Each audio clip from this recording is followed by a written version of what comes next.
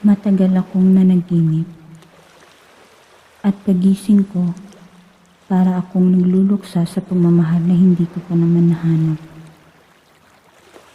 Tila ba'y may nakalimutan ako, may naiwan, at may biglang bigat ng mga balikat na hindi ko maintindihan. Na sa sobrang bigat, masakit.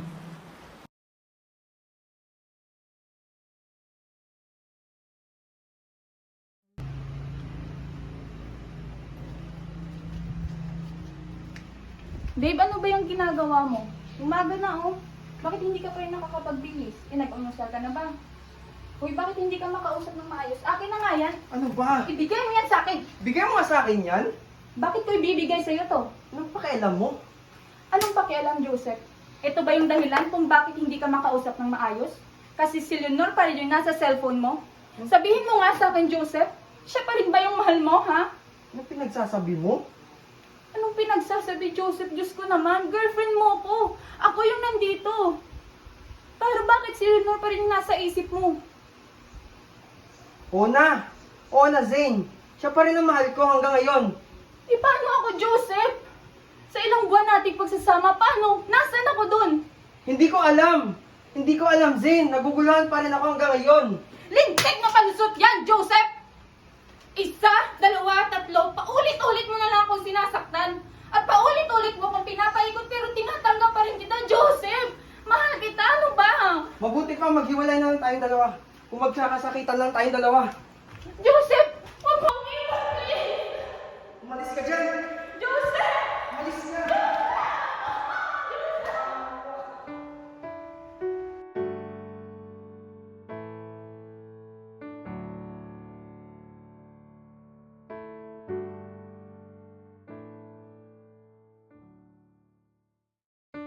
Anong pinagsasabi, Joseph? Diyos ko naman, girlfriend mo ko.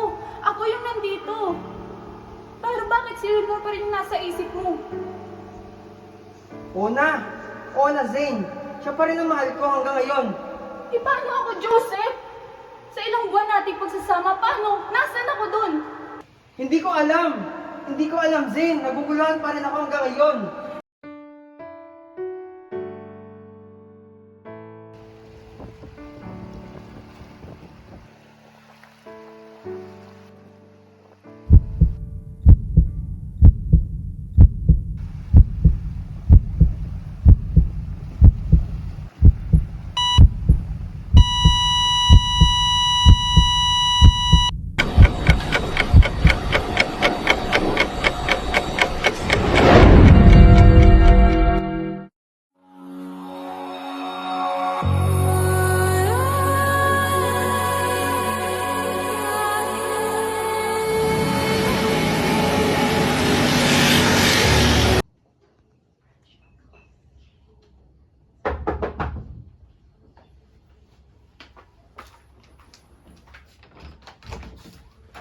What do you need? We are looking for a lodging house here in Brussels. Oh, okay, come in. Thank you. I am Katrina Flubir, the landlady of the lodging house. I am Dr. Jose Rizal from Philippines. Can we get a bed space here? Your place is quite peaceful and I think this is a perfect place for me to continue my book. By the way, this is Jose Albert. Hi, I am friend of Rizal. Are you a writer? Yes, I'm a Filipino writer. I am Zuzana Kobe, her younger sister. And I'm currently writing El Provisterismo, a sequel from my novel Noli Me Tangere that first published in Berlin, Germany in 1887. I am an ophthalmologist also and I can take care of your eyes, Zane. Oh, you're such a skillful and enigmatic Filipino writer and a doctor. Thank you so much, Zane. Looking forward to tell you a lot of things.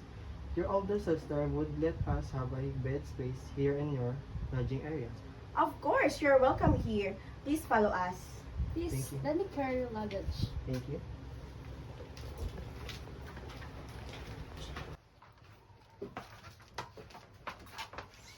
Okay, Rizal, this is your room. This is your own bed. This is your cabinet for your own stuff. That's your free phone for your friend Albert and also cabinet. We will talk other things tomorrow. Thank you, sisters, for your welcoming us in your lodging house. You're welcome.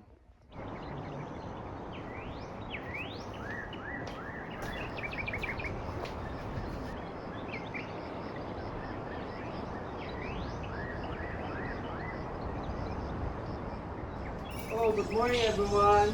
Oh, you're already here. Bakit, Albert? Aga pa akong nagising para magkape. Ba talaga? What did you say? He said that he woke up early to get his breakfast. Oh, that's interesting. Can you teach me? Yes. By the way, I need your copy. Oh, thank you, Suzanne. I'll make up some time to teach you Tagalog.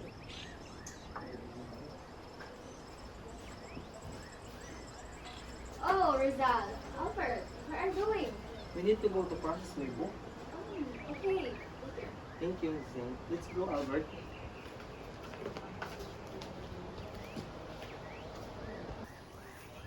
Teka lang, Albert. Parang nagugustuhan ka na ni Suzanne. Ramdam mo ba? Hindi yan ang pakay ko dito sa Basas, Albert. Kundi ang matapos ko ang pagsusulat ng aking mga nobela. Tila ba'y nagugustuhan ka na niya? Ramdam mo ba? Hindi ko mawari sapagkat ang tumatakbo sa aking isipan ay ang kapakanan ng ating bayan at mga kapwa Pilipino. Siyempre, si Renanor Rivera.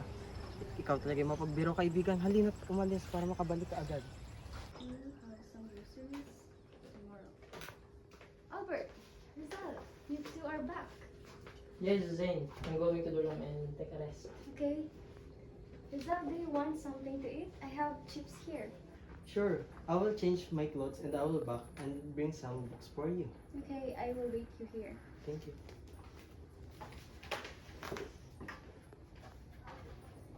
What did I? 20% we have to buy some groceries. Here is Suzanne. Choose the book that you like. If seems interesting, can I have this one? Yes, sure.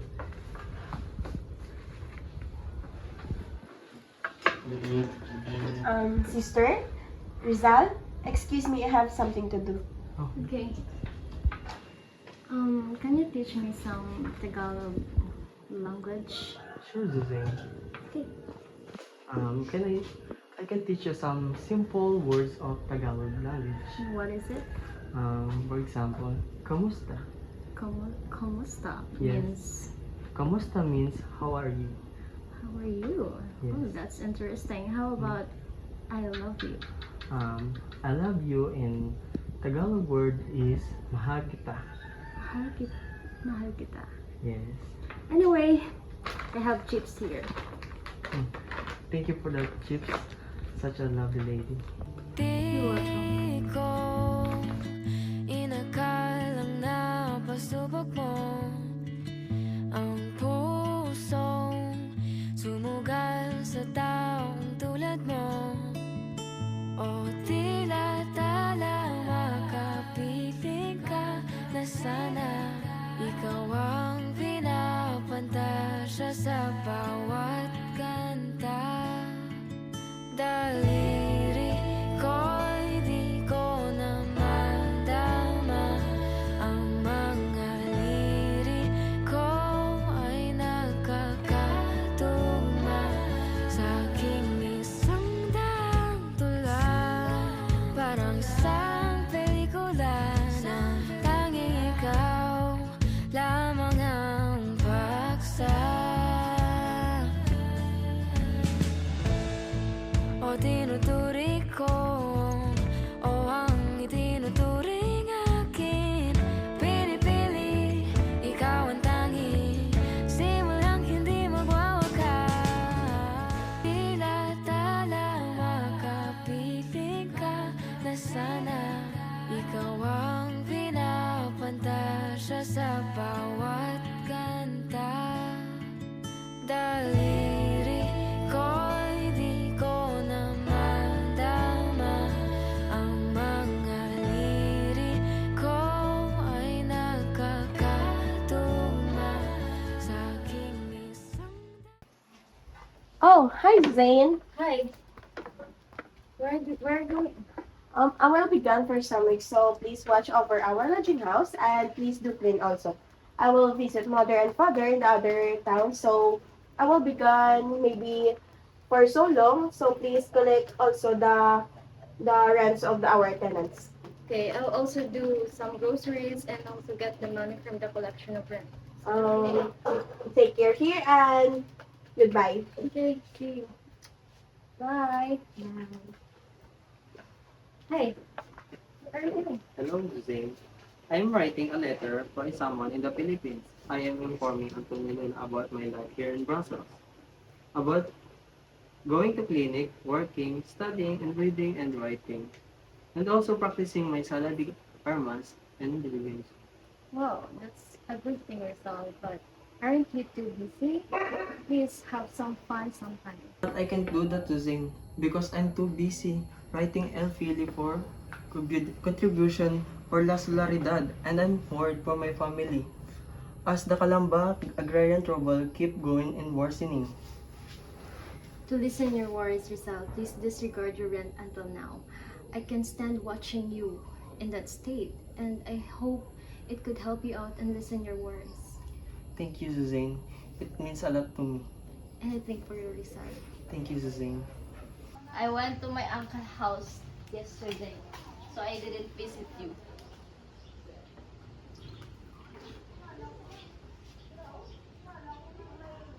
What happened to you, Zane? I'm okay, Anna. Just tell me. I'm your friend. Maybe I could help. I'm in love with someone, Anna, and he doesn't love me back. He's still into his ex. We're talking about your tenant? Of course not. We're not talking about Rizal, okay? Come on, Zane. He is only man you were with all the time. And it's impossible that he is who you are referring to. Also, it's impossible to not to fall in love with him. And he is such a standard. I know, Anna, but what should I do? See? I knew it. And darling, confess your feeling to him. What if he goes to the Philippines without just telling him? How you feel, right?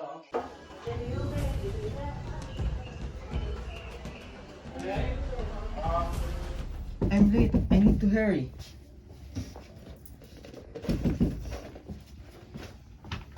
Oh, Zuzane. Hi. Can we talk for a while, Rizal? I would love to, but I'm busy right now. Okay, I will wait for you here. Okay, Zuzane. I need to go right now, huh? Take care.